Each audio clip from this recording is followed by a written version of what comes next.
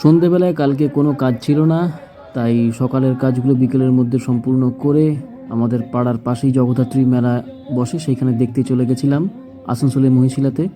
প্রথমেই প্যান্ডেলে গিয়ে মাকে প্রণাম জানিয়ে প্যান্ডেলের মধ্যে সাজসজ্জা, নকশা, কারুকার্য বিভিন্ন কিছু দেখে মণ্ডপ ত্যাগ করে মেলা ঘুরতে বেরিয়ে গেলাম।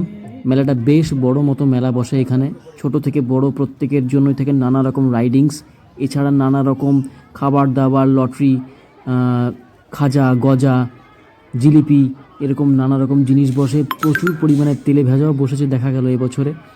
হরেক মালের তো সম্ভার থাকেই, ব্যাগ, স্টিলের জিনিসপত্র, লোহার জিনিসপত্র, বাচ্চাদের খেলনা, মূর্তি, এরকম প্রচুর জিনিস থাকে। অল্প মেলাটা ঘুরে কিছুক্ষণ পর অল্প কিছু খাওয়া দাওয়া করে বাড়ি চলে গেলাম। যারা কাছে পিঠে থাকো আসো আর মেলাটাকে এনজয় করো।